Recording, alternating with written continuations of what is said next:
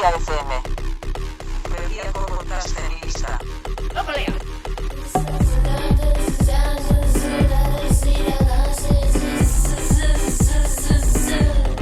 FM.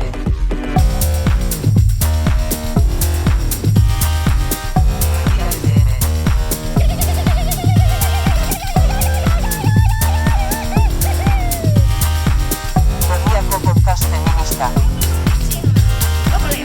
Berria FM. Aurreko aldian hitzerdik esan genuen, baina gaur dagoeneko bai, eta gainera egunotako berosaparekin kasik ezinbestekoa ere baden sentipen honek hartuta, badugu esatea, ez da? Azkena da, entzule, ane, azkena. Azkena da, bai, azkena. Hala ere, beti ere nondi behiratzen zaion, azkena da momentuz, hori ere esanen dugu. Hori beti, baina denboraldi honetakoa bai, hau dugu azkena, ze podcastaz besteko jardunetan ez da nabarmena ere, baina hemen irakasleen egutegia dugu ezarriak hasik eta beraz. Bai, eta beraz, uda llegatu eta guk ere martxa ginen dugu. Baina, hala ere, ez gaitezen aurreratu, Gaur oraindik ere badugu eta ze kontatu, eta gai mamitxoa ekarri dizuegu denboraldia maitzeko gainera, Eta horregatik badugu zer galdetu eta nori galdetu ere bai, eta oraingo honetan ere telefonoaren ariaren bat ere premiarik gabe gainera. Hori da, gaurko gonbidatua agurtzeko gogo handiak ditugu, hemen ondoan baitugu gurekin, baina, itxongo dugu pixka bat aurkeztu aurretik oraindik, ez? Bai, kasi sorpresari eutxi nahiko bagenio bezala. Hori da, bai. Beraz, bitartean hori bai, abiatuko dugu spoiler errenkada, edo? Abiatuko dugu, bai, eta tira, spoiler deitzen aldiogu, edo deitzen halko genioke adibidez atzera begiratuko baten abia puntua. Soinu banda eta guzti gainera, ahots eta guzti. Eta hala entzule, sumatuko duzu zenbateraino egin dezaketen bat urteetako zauri baten minak eta aldi berean borrokarako grinak. Hori guztia eta beste baitute gure Euskal Herri honetan alarde.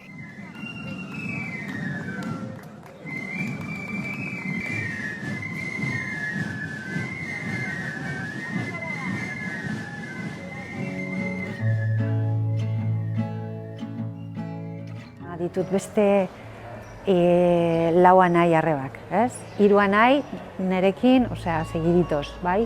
Eta haiek desfilatzen zuten eta nik ez. Eta guk elkarrekin ikasi genuen txibilito jotzen. Eta haiek ateratzen ziren aitarekin eta nik ez. Nik amarekin eta nire aizpa txikila espaloietan. Baina heldu zen, 1986ko ekainaren 30, Irunen. Etorri ginen Ermita kaletik denak elkarrekin, eta Ama Xantalen konpainiak egin ziguten leku bat sartzeko. Hasi ginen desfilatzen, baina hori, iritsi ginen, zenbat metro egin genuen. 5 metro, 6 metro, 7 metro, ja gero San Martzial kalea zegoen eta ezin izan zen.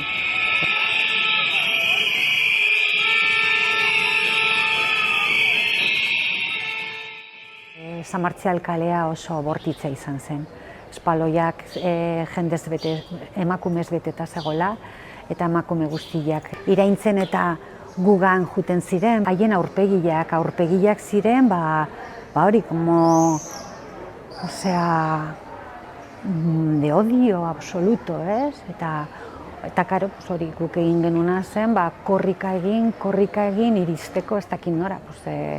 Berriro elkartzeko, San Juanen elkartu ginen. Baina oso bortitza izan zen, giroa oso agresibitate haundila. Espero ez genuna, porque inoiz ez duzu, naiz eta imaginatu inoiz ez dakizu nola izango da.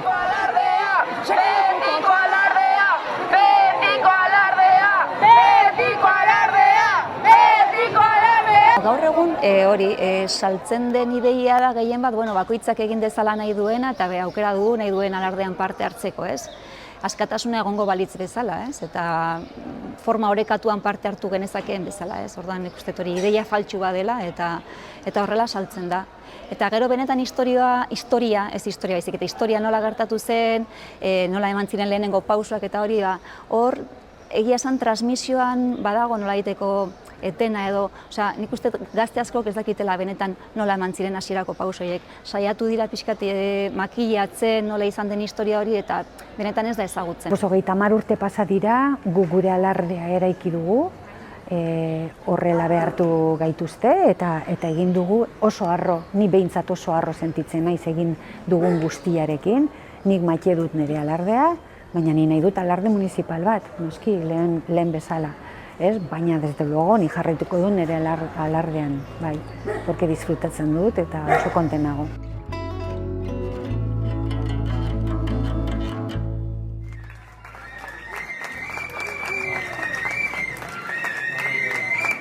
Ezer baino lehen, komeni da aditu berri dugun horri guztiari buruzko zehaztapen batzuk egitea, musika, oihuak, zalaparta, urte diferenteetakoak dira, baina saiatu bagara ere ez dugu lortu 1986ko soinurik erreskatatzea.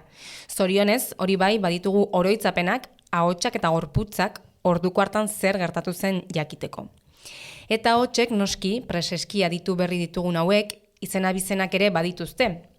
Kristina Estonba Mintxero aditu dugu batetik, 1986an Irunen alardean desfilatzeko ahalegina egin zuten emakumeetako bat da bera, Olaberria konpainiako kidea, eta bestetik Nagore Olaskoaga Alsua entzun dugu, Irungo Meaka konpainiako kapitaina. Harenak dira transmisioari buruzko hitzak besteak beste. Eta zergatik ekarri orain hau guztia? Batetik egutegiak berak jarri dugulako gaia mahai gainean. Ekainaren ondarrean gaude, eta Irungo alardea ate joka dago, baina hori gutxi ez, eta bada beste arrazoi bat ere.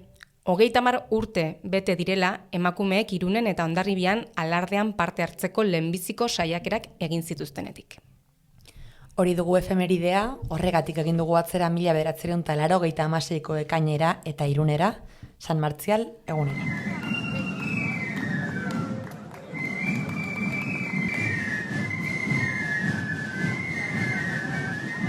Ekainaren 30, San Martzial eguna, Irungo alardea. Egun hartan eta batez ere besteak beste, udalaren ezezkoare jasoa zutelako aurretik, desobedientzia zibilaren alde egin zuten hainbat emakumek. Haiekeren nahi zuten, alardean parte hartu.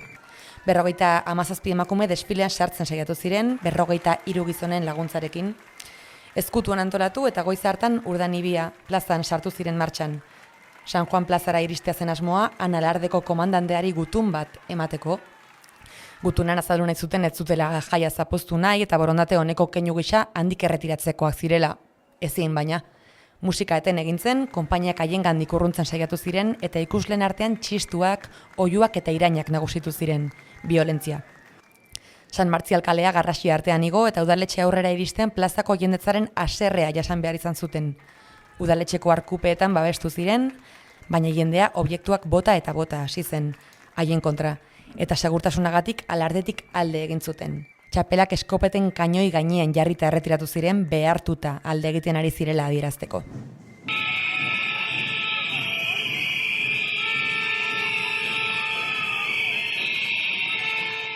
Baina 1986koa etzen soilik Irunen gertatu.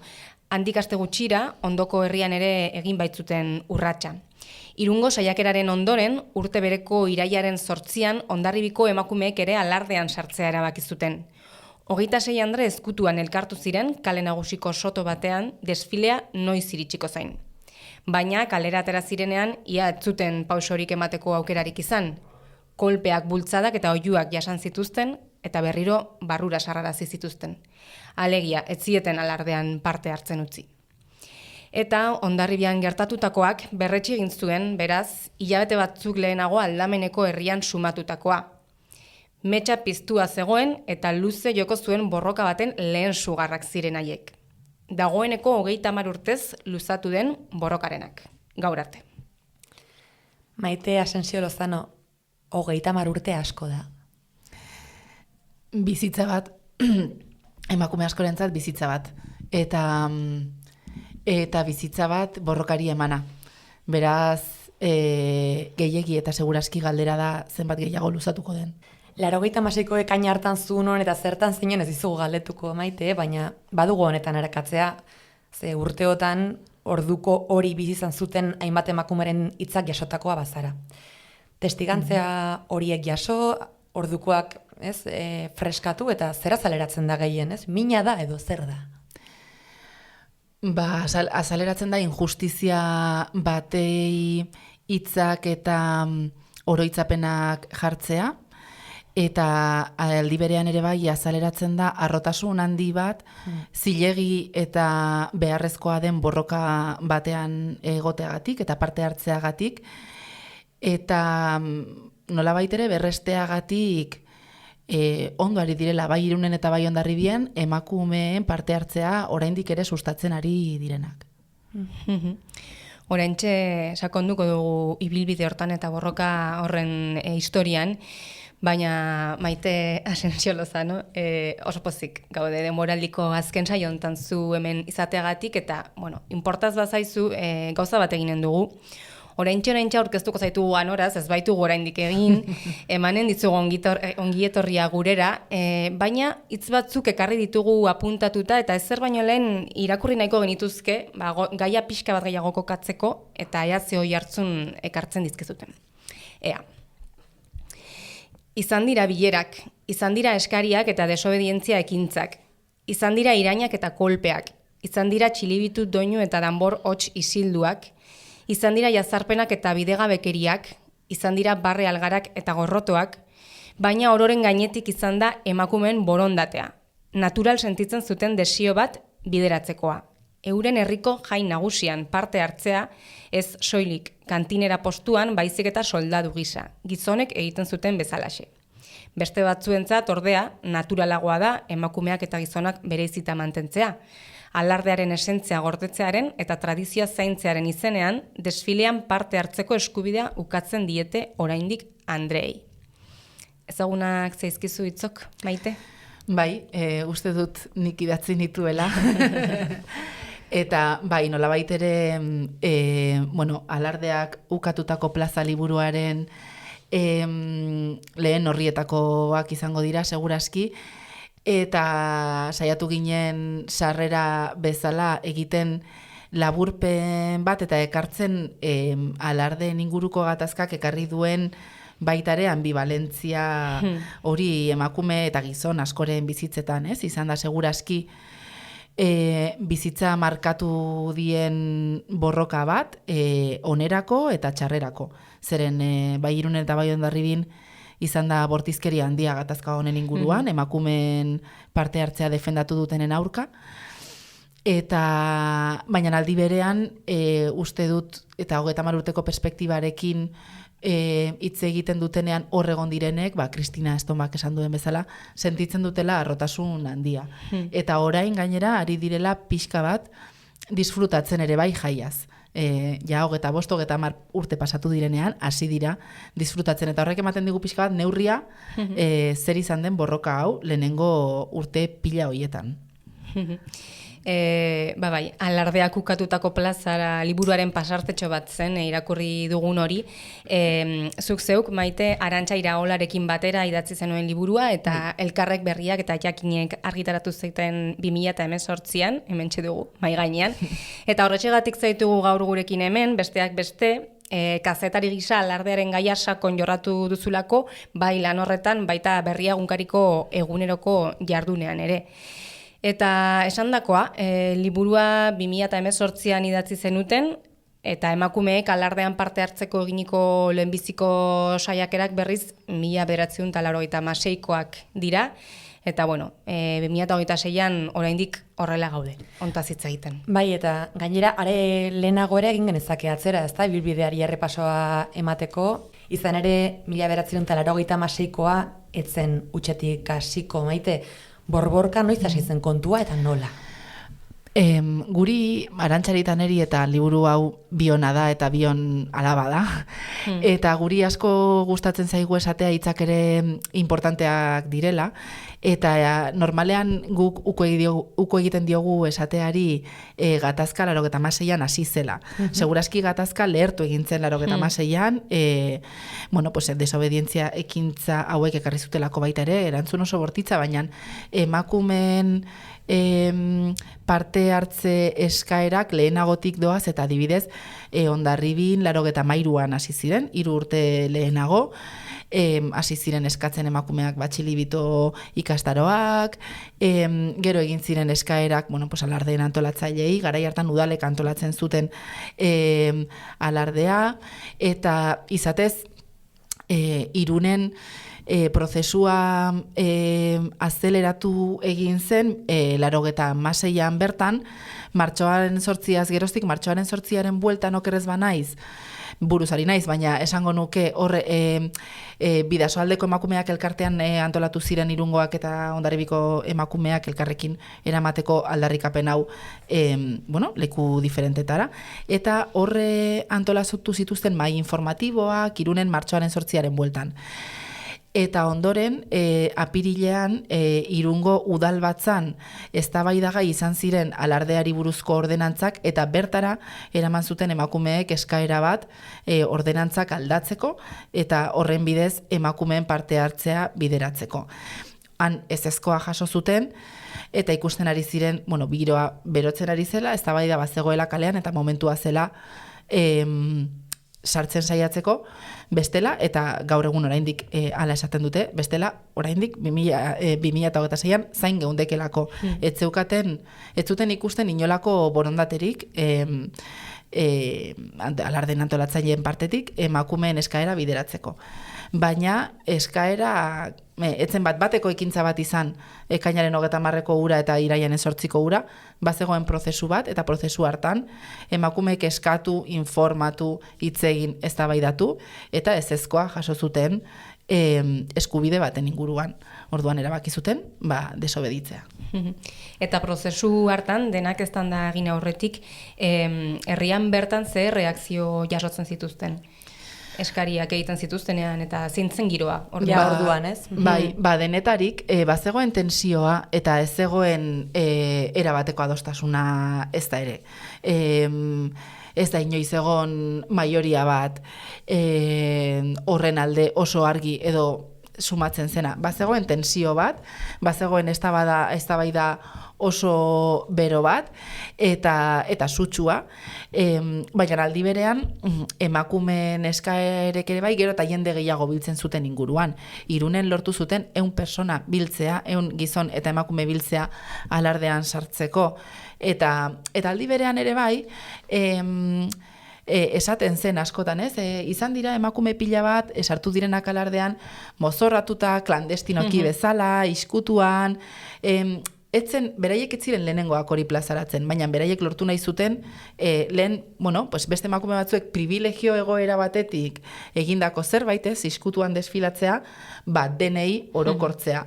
Bazekiten etzela erraza izango, baina uste dut ez Irunen ez Hondarribin inork ez zuela imaginatzen horrelako bortizkeria jasango zutenik, eta hainbeste luzatuko zenik gatazka. Uste dut denek pentsatutu zutela 2 urtetan lortuko dugu. Por cierto, alardeak noiztik egiten dira Irunen eta Hondarribian ari gara, ez? 80. hamarkadaren bueltan borborka eta eztanda egin zuela, baina alardeak antolatu eta hortaz noski soilik gizonetzetan noiz hasi diren antolatzen alardeak? Alardeak dira, eta konsultatu behar dut, eta liburu aurrean eukita erantzunko dizut, zeren memoriaz datu zehatzak ahaztu egiten zaizkit, baina, dira, iraganeko batailak gogoan hartzeko arma desfileak. Eta Irunen kasuan, 1522ko bataila bat oroitzen dute, eta Hondarribiko kasuan 1618koa. Claro, eske ari gara, ez, nolabait iradokitzen digute 16. eta 17. mendean egiten zen gisa berean, ez dakit ordurako kantinerak baziren emakume ez, berdin zait, baina batzuk, horri eutxita, ez dakit, alakusai bat du denak. Inolaz ere, ez dira egiten egun desfileak eta 80 urteetan desfileak, ez ziren egiten 17. mendean bezala, inolaz ere. Ez, esan nahi duana da, orduan noski 16. eta 17. mendean ere gizonak izanen ziren, eta batzuk, eutxi nahi diot orentik, gizonak imatzeko zera horre, ez hori esan nahi nuen behitu noiz bezala gauden zentzu hortan, ez parte hartzean. Justo liburuan irakurri genuen esaldi bat garai hartakoa eta apuntatu dugu Garai hartakoa, ez bai, 80. borrokaren hasierako urteetakoa eta apuntatu dugu oso esanguratsua iruditu zaigulako, ze, antza denez, 1993an emakume talde batek bilera egin zuen Hondarribiko alardeko agintariekin, eta emakumek soldadu gisa desfilatzea eskatu zieten lehen aldiz, eta erantzuna ezetz izan zen, baina bilera hartan, Ana Mari Aristondok kontatzen zuen liburuan, bilera hartan generalak esandako hitz batzuk hiltzatuta gelditu zitzaizkiola, honako hau esan omen ziolako. Jakin beharko zenuke Hondarribiko emakumeen ohorerik handiena dela beren senarrek ondoen lisatutako alkandora eramatea alardean. Eta ez dakit. Bai, eta pasabat iruditu zaigu eta horrek frogatzen du Uxuek esaten zuen bezala, izan dela jai bat guztiz segregatua. Gizonek hartzen zuten espazioaren erdigunea, eta gizone eta emakumeen lana zen batetik gizonei txalo egitea, eta izatez oraindik ere gizon askoren beldurra da emakumeak alardean sartzen baldin badira nork egingo digu txalo. Yeah. Eta beste alde batetik emakumeen lana zen txalo egiteaz aparte, gainerako guztia antolatzea, festa guztia antolatzea, alkondarak lixatzea, baina baita ere egun horretako bazkaria egitea, zeren gizonak desfilatu ostean, joaten dira Guadalupera, Mezara eta bar, baina gero joaten dira poteak hartzera.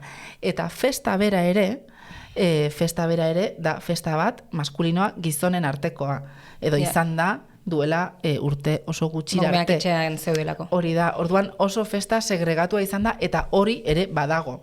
Parte hartzeko eskubidean noski, baina baita ere, claro, demagun nik parte hartzen dudalan, ere bikotekide gizonezkoarekin batera, eta ume txiki bat daukagula. Egun horretan, nor egingo da kargu umeaz, nik desfilatzen baldin badut. Zeren nik desfilatuko ez banu, nik geratuko nintzateke umearekin, baina biak desfilatzen baldin badugu, zer gertatuko da? Eta, horrelako egunerokoan, genero rolen aldaketak eta emakumeen aurrera pausoak, eta feminismoaren aurrera pausoek, tensio asko eragiten dituzte egunerokoan, eta hau bada tensio handi bat, makroan zein mikroan aztertu daitekeena. Beitu, batez ere gaur egungo kontuetara jauzi egin baino lehenago, tira ginen dut, zuk Maite dagoeneko aipatu duzun zer baten aritik tira ginen dut. Aipatu baituzu, 86ko apirilean, alegia, lehenbiziko aldiz desfilatzen saiatu zireneko hori baino pare bat hilabete lehenago, Bidasoaldeko emakumeak joan zirela udalari eskatzera. Ez Irungo alardea, parekide bihurtu zezeten, ordenantzak eta aldarazita. Orduko hori, aurten ere, kariño bereziz edo mimo bereziz gogoratu dute, ekitaldi hunkigarri batean Irunen, eta hortxe izan zen aurten Arantxa Iraola, esan bezala liburuaren beste egilea eta gure lankidea. Aurten gertatutakoa gogora ekartzeko eskatu diogu, eta hauxe, ekarri dugu berak oroitzan. Sentitua izan zen bai maiatzaren 29an Irunen, alarde parekidearen antolatzaileek udalbatzarrera eraman zuten mezuaren irakurketa. Eta ekitaldi hunkigarriek, sentituek, sortzen dute gaur egungo gizarte honetan erakargarritasuna. Ezin da dena emozio hutsean utzi ordea. Arrazoiaren bidez, saia gaitezen argitzen ze sentimendu nagusitu ziren ekitaldi hartan. Eta zergatik. Dudari gabe harrotasuna izan zen han gailendu zen emoziotako bat. Alarde parekidearen aldeari diren gizon eta emakumek harro gogoratu zuten desfile parekidearen alde daudela. Inorrez bazterrean uztearen alde. Alde zeudela orain dela 30 urte, lehen urteetan, dena kontra zeukatenean. Eta horrexen alde sentitzen dutela orain. Kontrako mezuak apalduta ere, autu baztertzailearen itzal oraindik luzeegiak gizartean sortzen dituen zauriak agerikoak direnean. Zaharrek eta gazteek, elkarrekin, batasun irudi ederra eman zuten. Neke emozionala ere agerikoa izan zen. Urte askoan ari direlako borrokan, eta oraindik aldarria ozentzen jarraitu behar dutelako urtero. Definizioaren arabera estres luzearen, presioaren eta etengabeko zaintza lanaren ondorioa izaten da neke hori. Alarde parekidearen aldeari diren guztiek pairatu dute eta pairatzen ari dira. Ekitaldira hurbildu ziren askok, adinekoek batez ere, gogoratu zuten zenbat urte zituzten gatazka lertu zenean. Eta zenbat dituzten orain. Sartu dira, gaztaroaren lorratz guztiak atzean utzi dituzte, aldarri horren alde borrokan, eta ikusten dute, oraindik, auziaren gaineko utzikeria instituzional kezkagarria. Eta azkenik, lotxa izan zen nagusitu zen beste sentimendua. Lotxagarriak izan zirelako EAJ-ko, PSE-ko eta PP-ko zinegotzien erantzunak. Aldarri parekidearen alde egiteko bat ere asmorik ez zutelako erakutsi, eta aitortza keinurik ere ez zutelako egin. 30 urte eta gero. Berria FM. Berriako podcasten lista. Berria FM. Eta horrela, gaur daino. Eta zaila da urteotan gertatutako guztia laburtzea noski, baina atzera begirari garela, 1986aren bueltan gertatu eta gaur arte iraunduen ondorio bat aipatu nahiko genuke, izan ere, garai hartan bihurtu ziren alarde baztertzaileak pribatu. Ordura arte alardeak antolatzen zituzten Irungo eta Hondarribiko udalek antolatzeari utzi zioten. Maite, nola gertatu zen hori eta horrek zeri eman dio bide gerora gaur egun arte ze ondorio izan du horrek? Alardeen privatizazioa izan da emakumeen partaidetza eragozteko estrategia bat. Eta privatizazioa hasi ziren pentsatzen serio emakumeen eskaerak areagotzen hasi ziren garai hartan, 85-86 urteetan, eta gauzatuko zen 87-88an seguraski. Buruzari naiz berriro ere. Baina, eta funtsean hori da, emakumeen parte hartzea eragozteko modu bat izan ere, ja urte haietan, epaitegietatik eta argi adierazi zieten Irungo eta Hondarribiko udalei, emakumeei parte hartzen utzi behar zietela, alardeak publikoak baldin baziren, zeren alardean publikoak izan da, diskriminaziorik eza ziurtatu behar du, gainera konstituzioaren 14. artikularen arabera gogora ekartzekoa da garai hartan ez zegoela berdintasun legerik, ez EAen kasu hontan, ez Espainian, ez udaletan. Bai. Orduan, privatizazioaren bidez lortu zuten festa izatea kontu ustez pribatu bat, kontuan izan da eremu publikoan egiten dela eta hor trampa guztiekin eta emakumerik gabe egin ahal izatea. Pribatu izatearen horrek dakarren edo abantaila hori baliatu zuten, guk saio hau prestatzen ari ginela, komentatu dugu elkarren artean, honeko gora ekarri ditu, hain justu ere Berria FM-en aurten aipatu dugun beste auzi bat, eta da, ez gara sartuko arain lokatz horietan, baina Iruñeko Napardi elkarte gastronomikoak hori du berak ere argudio, ez, esateko, zilegi dela emakumei bazkidea izaten ez ustea, ez, pribatuak direla, eta hortaz, aldutela, ez dutelako zertan bermatu diskriminaziorik ez egotea, ez, oihartzun horiek ekarri dizkigu gauzi honek, ez, privatizazioa. Eta neurri batean oso ulergaitza da ere bai. Irunen eta Hondarribin baditugu epai batzuk hori berresten dutenak, pribatua izaki posible dietela atea itxi emakumeei, eta hori bera epai horien euren edukia ere, zalantzan jartzekoa da, gaur egun dauzkagun legeekin, eta senonarekin ere bai, esan nahi dut, epaien funtsa da nolabait ere badagoela alarde baztertzaile bat edo desfile baztertzaile bat, baina emakumei parte hartzea bideratzen dien beste desfile bat.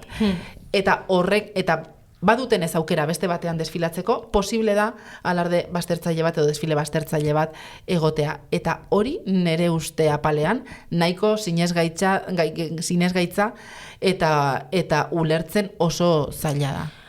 Hori diogu izan ere, eta igual komeni da argitzea, zuk esplikatzea, Maite, baina, Irunen eta Hondarribian ez da egoera berdin-berdina, diferentziak ere badituzte, tartean dago, esate baterako, Irunen, 2000 urtearen bueltatik aurrera, ez da, bi alarde daudela. Bai. Hori igual komeni esplikatzea, ze hori hartzen dute argudio esplikatzeko emakumek izan badutela aukera, ez? Irunen adibidez, zein da asuntoa? Bai, bi herrietan daude bi desfile, baina Hondarribin dago alarde bakarra, berez emakumeen parte hartzea eragozten duena, bakarrik gizonak parte hartu dezakete soldadu gisara, eta emakumeen parte hartzea kantinera rolera mugatuta dago, eta kantinera gogora ekarri behar da, kantinera bat dagoela konpainia bakoitzeko, bizitzan behin bakarrik izan zaitezkela kantinera, eta hautatzen baldin bazaituzte. Alegia ez da ere figura demokratiko bat emakume guztiek sar dezaketena, eta aparteko eztabaida dago baita ere, zer irudikatzen duen. Zer irudikatzen duen rol horrek, eta ze konotazio gainera eman zaion historikoki eta egun. Eta orduan Hondarribin dago alarde bakarra, eta Jaizkibel konpainia parekideak desfilatzen du aparte. Eta Irunen aldiz daude bi alarde. Dago alarde baztertzaile bat, betiko alardea esaten zaiona, eta dago beste alarde bat, garai batean udalak antolatu zuena, eta gero antolatzeari utzi ziona, eta horregatik Kristina Estonbari entzuten genion, nik nahi dut nire alarde municipala, haien aldarrikapen bat da, udalak berriro hartu dezala alarde parekidea antolatzeko ardura, eta daude bi alarde Irunen batek ez duelako bideratzen emakumeen parte hartzea. Baina Irungo alarde mistoak edo alarde parekideak badauka alardearen esan dezagun egitura guztia, badauzka agintariak, badauzka zalditeria, badauka artilleria, badauzka konpainia pila bat, eta aldiz Hondarribin ateratzen da konpainia bakarra, ezago zalditeririk, zalditeria bakarrik agertzen da, ateratzen da alardean. Eta Irunen kasuan, bereziki interesgarria iruditzen zaidalako hau nabarmentzeko, biak dira pribatuak orduan gaur egun, edo izan ere, akaso erakunde publikoek batari edo besteari babes ekonomikoa aipatu dezagun, Igual ez zilegitasuna, baina nola tratatzen ditu bata eta bestea, ez? Noski babes ekonomikorik ezin du jaso baztertzaileak Irunen, eta parekideak bai jasotzen du babes ekonomikoa instituzioen aldetik, eta horregatik beraiek aldarrikatzen dute beraiek direla publikoa. Baina, arazoa da, baztertzaileak Irunen eta alardeak baita ere Hondarribin bai jasotzen duela legitimidade handia toki instituzioetatik, alegia udaletik, Hondarribin erabatekoa duela gutxira arte eta Irunen erabatekoa oraindik ere, eta alderdi politiko nagusietatik modu legeari begira zalantzazkoa izan beharko lukeen modu batean gutxienez.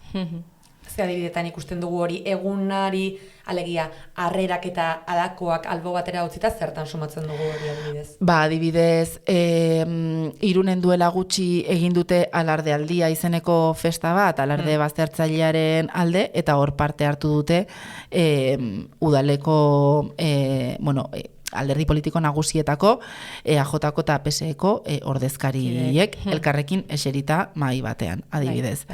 Eta teorian legearen arabera ordezkari publikoek ezin dute horrelako ekintza diskriminatzailerik babestu ordezkari publiko lanetan daudenean. Ja, zalantzazkoa. Oso zalantzazkoa. Zalantzazkoa zerbait esatearren. Bai, hontan pixka gehiago sakondu nahiko genuke, ze Maite, zuri entzun izan dizugu gatazka hainbeste luzatzea ekarri duen faktoreetako bat, edo faktore nagusia hain zuzen administrazioen jarrera izan dela. Aipatu dugu publiko eta pribatu kontu honek ekarri duela, baduela pisu handia, zenbateraino eragiten du administrazioaren jarrerak hau luzatzean edo? Ez dut nik bakarrik esaten, Txaro Arteagak esaten du, Emakundeko lehen zuzendari izandakoak, Txaro Arteagak liburuan egozten die alkateei, hau konpondu ez izana, lehen urteetan, oraindik konpontzea komatxo artean erraza zenean. Gero usten duzu usteltzen, eta gaur egun edozein mugimendu egitea oso zaila da, apurka egin behar da, eta bar. Baina lehenengo urteetan alkateek komatxo artean errazago zuten, ez zuten nahi izan, segurazki, beren kontra bihurtu altzelako botoetan, eta alderdi politikoek ere zuten borondaterik jarri. Zeren Irunen PSE-ren alkatea izan da garai hartatik ona, hainbat alkate, eta Hondarribin EAJ egonda alkatetzan duela 3 urtera arte. Eta inoiz ez da egon presiorik, edo inoiz ez da egon presio agerikorik behintzat, edo ez dugu jakin, adibidez alderdien buruzagietatik. eta izan dira, bueno, adierazpen batzuk ere zalantzazkoak, adibidez, PSeren buruzagiek esan dutenean, alardea konpondu behar dela, Irungo herritarrek nahi dutenean, eta Irungo herritarrek nahi duten bezala. Naiz eta PSek beste eremu batzuetan berdintasun legeak eta berdintasun planak eta berdintasun araudiak sustatu dituen historikoki hainbat tokitan. Orduan, hor egonda administrazioen eta alderdi politikoen eta erakundeen aldetik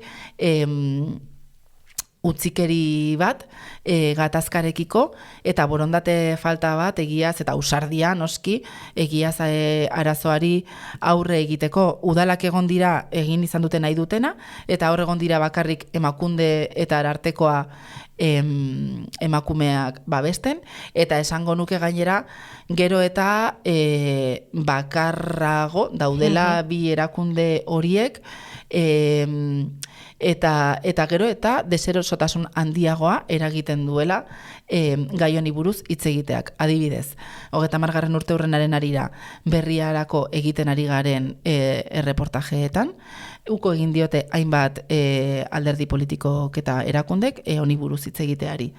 Zaie erosoa. Zeba, argudiatzen dute hori udalen eskumena dela eta horrela... Bueno, udalek ere ez dute hitz egiten, Irungo alkateak ez du adierazpenik ez da elkarrizketarik ematen gai honen inguruan, baina adibidez Gipuzkoako Aldundiak argudiatzen du sukalde lanetan dabilela, baina ez dakigu oso ondo ze sukalde lanetan. Eta listo. Ez dakigu, eta, bueno, lehendakaritzak adibidez ere ez du gai honi buruz hitz egin nahi, naizetan ere ustez ikusten dugun lehendakaria gai askori buruz hitz egiten eta simbolikoa eta aitortza potentea litzateke emakume hauei babesa adieraztea. Oso lehendakari gutxik egin dute, esango nuke Urkulluk egin zuela behin parlamentuan oso modu sutilean, begi honez ikusten zuela alardea, esan zuen, alarde parekidea. Eta, bueno, eta gero alderdien atletik adibidez, PSren partez ezezko borobila jaso dugu gaia jorratzeko. Hitz egiteko. Hori da. Eta Emakundek zer dio adibidez?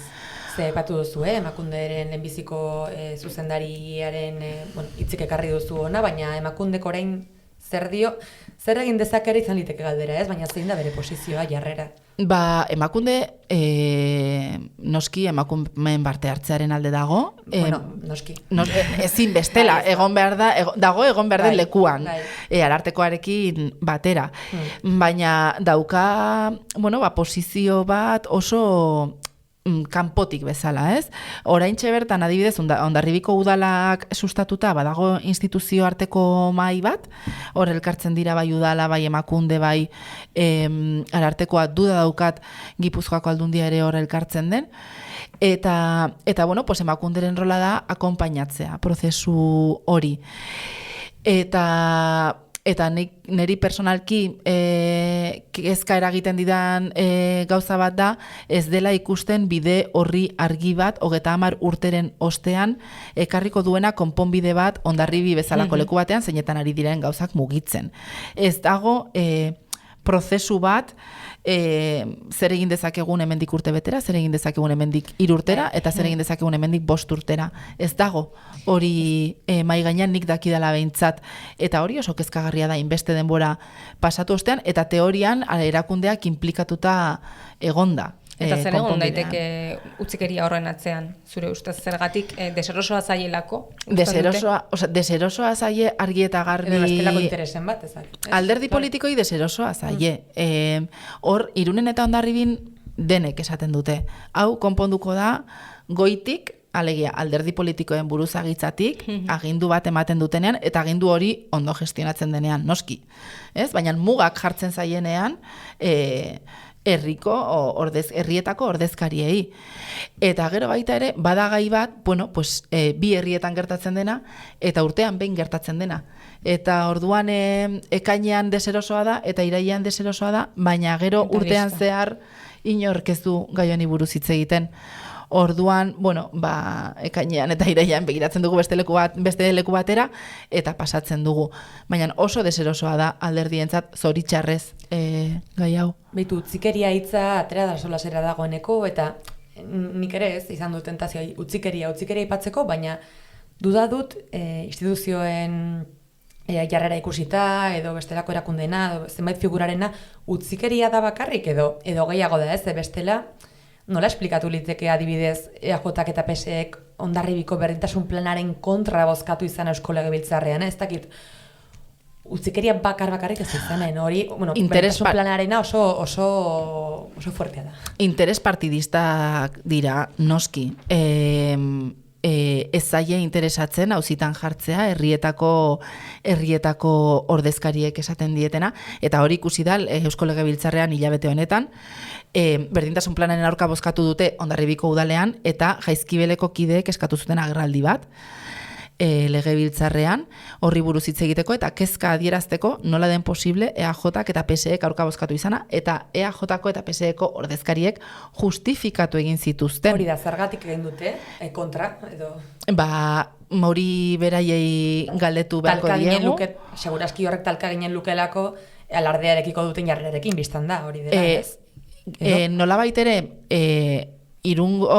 barkatu kasu honetan Hondarribiko EAJak eta PSEek bozkatu dutena auzitan jartzea izango litzateke noski, bi alderdi horiek herrian daukaten posizioa auzitan jartzea, eta da oso posizio errotua, eta segurazki botoak emango dizkiena, eta hauteskunde prebian gaude, datorren mendikan urtebetera izango dira hauteskundeak, eta bi herrietan hori ja esaten dute sumatzen dela. Ja, Irunen ja aurrekoan esan zidaten itxita hauteskundeengatik. Irunengo udalarekin ja ezin da ezer egin, ja badirelako hauteskunde prebia horretan, naiz eta guretzat oso urrun dauden, baina alderdi politikoak hor daude, hor kokatzen dira. Eta berdintasun planean, Hondarribiko berdintasun planak jasotzen ditu 100 jarduera, eta 2 dira alardeen inguruan, eta hala ere aurka bozkatu zuten. Eta hori, ez dakit, nere buruan litzateke espediente bat irekitzeko modukoa ordezkari hoiei. Igual sekulako astekeria esaten ari naiz, baina nere buruan litzateke espediente bat irekitzekoa, azalpenak eskatzekoa, eta ados ez agertzekoa publikoki. Zergaitik ez duten hori egiten? Pixkat horrek ematen digun neurria gatazka hau nola 30 urteren ostean nola baldintzatzen duen herriko bizitza, baina baita ere politikako goi eremu horietako bizitza agian guk ulertzen ez ditugu edo guk jasotzen ez ditugun interes partidista batzuen izenean. Oso fuerte da dena. Bai, tokiko gai bat da, baina gero hortikarago ere baditu bere implikazioak argi dago. Bai. Etengabe esaten ari gara Maite 30 urte pasa direla, tartean zauri asko egonen dira, bizipen asko, garaipenak ere bai, pentsatzen dut, eta zuk azken urte hauetan kazetari gisa askotan jaso dituzu alardeen inguruko ahotsak, eta Irungo eta Hondarribiko gazteekin ere hitz egin izan duzu. Nola esanen zenuke iritsi zaiela gatazkaren eta urteotako ibilbidearen kontakizuna belaunaldi berriei? Etxean adibidez edo eskolan herrian jaso dute, kontatu zaie? Depende non egon diren eta nor izan duten etxean. Emakumeen alde inplikatutako jendeak jaso du kontakizun bat, eta betikoen familietan jaso da beste kontakizun bat, gezurretan eta mitoetan oinarrituta ez. Uste dut Nagorek kontatzen zuela saldu dela oso gaizki egin zutela emakumeak saiatu zirenean sartzen, saldu da kanpotarrak zirela, saldu da alardea jaia izorratu nahi zutela, saldu da HB-koak zirela, Hondarribin adibidez oso fuerte, saldu dira horrelako mito pila bat, kontakizuna erabat kutsatu dutena gaur egunera arte. Eta gainera, nola gatazka izan den oso bortitza, nola herrietan eragin duen sekulako haustura, eragin zituen lehenengo urteetan boikotak, eragin zituen eraso fisikoak, eragin zituen kotxeko erroberak zulatzea, eragin zituen dendei pintura botatzea, eragin zituen horrelako eraso pila bat, kuadrillak apurtzea, familiak apurtzea, bihurtu da tabu batean, eta adibidez eskolan ez da bat ere lantzen. gai hau. Eta eskolan ez badalantzen, berdintasun planak ere berriak dira. Hondarribin oraintsu sartu dute berdintasun teknikari bat, berdintasun politiketan doaz, 30-40 urte berandu. Irunen ere berdintasun planak egin izan direnean, sekulako arazoak izan dira. Eragin du denean. Orduan, transmititu da txarto, batez ere, transmititu denean, eta transmititu dira mito pila bat, oraindik ere zailtzen duela, emakumeen parte hartzearen aldeko aldarria eta jendea normaltzat ikustea, dagolako deabrututako historio bat hor, eta oraindik ere zailtzen duena gaiaz normaltasunez hitz egitea, eta ekarri duena nire ustez deshumanizazio oso handi bat urte pila batean. Claro, bai, zenik barkatu, baina parentesi bat egin behar dute esan duzun honetan guztian, claro, aipatu duzu sekulako, bortizkeriaren adierazpide oso gogor batzuk aipatu dituzu, ez da, zera, eraso fisikoak eta bat eta beste, gutxi balitz bezala, alardean bertan emakumeak izan Jaizkibel konpainiarekin edo miston ateratzen direnean egiten dietena. Gutxi balitz bezala hori, izan plastiko beltzena, izan bizkarra ematea pasatzen direnean, hori guztia gutxi balitz, ez da, ze horrere hori ere deshumanizazio tresna bat da, edo formula bat horretarako. Bai. Eske hori bera ikusita, ja hori ipurde jarretzen bideoak ikusita aste honetan, esango dizute. Oso latza da, eta ez dizkiogu izenak jarri, behar bezala. Bai. Eta aurreko batean kointziditu nun Jaizkibeleko bikiderekin baita ere beste kontu batean, eta esan genuen hori, hasi behar gara, gauzei pixka bat abizeneak jartzen, zeren plastiko beltzak zer izan dira, gaur egun ja, zorionez ez daude, baina zer izan dira deshumanizazio tresna bat ez baldin bada, ez? Plastiko beltz bat igotzea, ez ikusteko emakumeak txilibitoa jotzen. Zer da hori deshumanizatzeko tresna bat ez bada, eta ukazio bat, existentziaren ukazio bat ez bada. Beitu fuertea eta egun hauetan, komentatu dugu ez da, gu murgildu ginen saio honen prestaketan nahiko biluzik esan nahi dute alako informazioa handirik eta izan gabe ez, eta horrekin galdera bat etorri zaigu burura, eta da, nola den posible, Hondarribian eta Irunen gertatzen den hau, alardeen gatazka hau eta ukazio hau, eskubide baten ukazio hau, soilik edo ezakit gehien bat Hondarribian eta Irunen gelditzea, ez? Impresio da, zalantza dugu behintzat, kanpotik begiratuta ez ote duen ematen, Irungo eta Hondarribiko kontu bat dela, bai?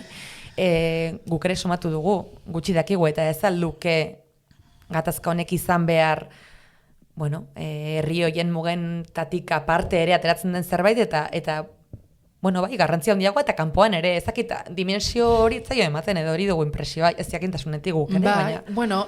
Bere garaian ni Bilbokoa naiz, eta bere garaian liburua Bilbon aurkeztu genuenean ere bai, esaten zuten, ez? Bilbon ere oso urrunetik ikusi izan dela, zeren hori zen, euskaldunen gauza bat gainera, Osea, baina behintzat euskaldun guztiena balitz, baina ez da hori ere, ez? Baina bai, egia da, claro, bi herrietan gertatzen dena gainera hor mugalboan dauden bi herri ez dira precisamente Hondarribira iristea ez da erraza, garai batean etzen erraza, orain pixka bat errazagoa, baina hor urrun geratzen diren bi herri adibidez Bilboren perspektibatik, eta bai, askotan izan da bi horri hoietako emakumeen arazoa, baina nire ustez nik asko ikasi dut gatazka honen inguruan hitz egiten eta idazten iruditzen zait, alardeen inguruko gatazka honek biltzen dituela emakumeek egunerokoan ditugun gatazka asko, emakumeoi alarde asko egiten dizkigutela egunero, ez? Ukatzen digutela askotan plaza, ukatzen digutela parte hartzea, saiatzen garenean desobedituz edo pixka bat presionatuz jasotzen ditugula oso erantzun bortitzak gure moduetara jotzen dutela gero bortizkeria hori justifikatzeko, baita ere inakzio handia dagoela baita ere emakumeen arazoei aurre egiteko edo berdintasun arazoei aurre egiteko hainbat espazioetatik adibidez, gure familietan, aipatzen baldin baduzu, ez dakit nork egin didala komentario matxista bat arazoa zurea da eta inorez da implikatzen, ez? Implikazio falta hori ere egunerokoan ikusten dugu emakumeak, eta nik uste dut alardeak baita ere biltzen dituela emakumeen arazo horren inguruan biltzen diren beste botere harreman pila bat, ez? Bai, klasearen eta estatusarekin lotuta oso importantea da, Irunen eta Hondarribian historian sartzen zarenean aztertzea nola alardeak adierazten duen nor zaren herrian. Eta horregatik batzuek ez zuten estatus hori galdu nahi, edo ez zuten demokratizatu nahi herriaren beste erdiarekin. Eta asko irakasten du baita ere esan dugunez politikaren egin beharraz eta interes partidisten jokabideaz, asko irakasten digu, alardeak ez diren gure eguneroko arazo ez.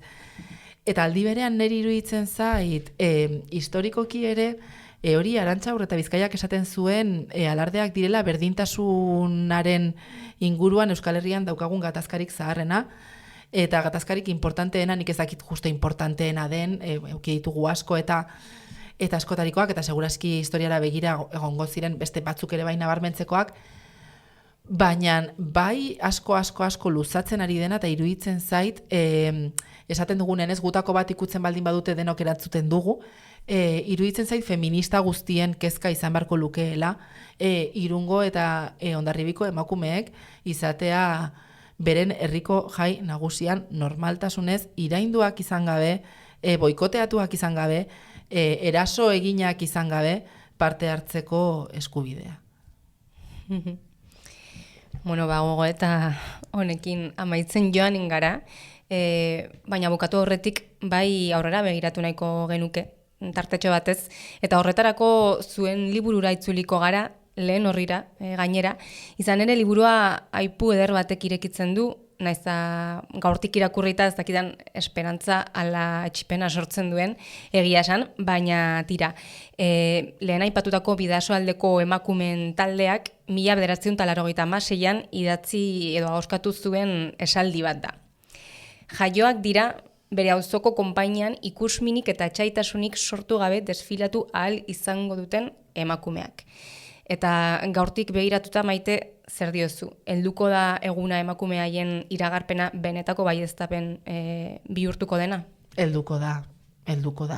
Seguro, ez dakiguna noiz, eta helduko da, eta pena da, aipu horrek aipatzen dituela, jaioak direla emakume horiek, hori ikusiko duten emakumeak, baina nik daukadan pena da, borroka hau abiatu zuten emakume asko hiltzen ari direla. Claro, aurrekoan Irunen elkarrizketatuetako bate, eraman genituen argazki batzuk, 86ko ekintzartakoak oso gutxi daude, baina eraman genituen haien artean komentatzeko eta bazegoen argazki bat lehen plan, emakume batena, soldadu jantzita lehen plano batena, eta elkarrizketatuetako baten Jaioneren ama zen, eta Jaioneren ama han zegoen 86an, alardean sartu nahian, bere alabarekin, eta Jaioneren ama duela 4 urte hiltzen. Eta batzuk joan dira, eta beste batzuk ez dira biziko igual, gatazka hau konpondua ikusteko aski. Ez genuen uste, ez zuten pentsatuko duela 30 urte, garai hartan 30, 40 urte zituzenek, baina garai hartan nire oraingo adina daukatenek, orain 30 urte dituzte. Eta esaten dute asko luzatzen bada, nik ez dut ikusiko. Orduan, jaioak dira bai, baina nik nahiko nuke borroka horretan egon direnak ere bai ikusi ahal izatea. Etor dadia ja. Bai, alik eta azkarren. Hori da. Maite Asensio, hemen utziko dugu plazera izan da plazera nirea. Zuentzutea hemen gurekin izatea eta pixkat gehiago ikastea gai honi buruz, ze esaten ari garen bezala, batzutan agian ematen du tokiko kontu bat dela, baina hortik arago ere begiratu behar zaio, eta uste denon ardura dela ere ontaz hitz egitea eta salatzea, eta hori egiten saiatu gara gaurkoan. Bai, beti Berri efemeren denboraldiaren bukara beti tokatuko da, behintzat Irungo alardearen egunaren bueltan, osala ez da datorren urtean bestelakorik kontatu beharko bagenu alardeaz, baina gaurkoz hau, eta pozarren. Maite Asensio Lozano Berriako kazetaria eskerrik asko, eta, zuri eskerrak ematearekin batera, igual entzulei ere emanen diogu zuzenean, hau delako agurra, aurtengoa, ikasturtenetakoa, eta zurekin esanen diogu agur, Maite, Entzule eskerrik asko eta datorren denboraldira arte. Musu handi bat. Mi esker, 15 hor egoteagatik eta eskerrik asko ere denboraldi hontan mikro hauetatik pasa diren listate feminista guztiei ere. Plazera izan da. Eskerrik asko musu bat guztiei. Besarkada bat, agur.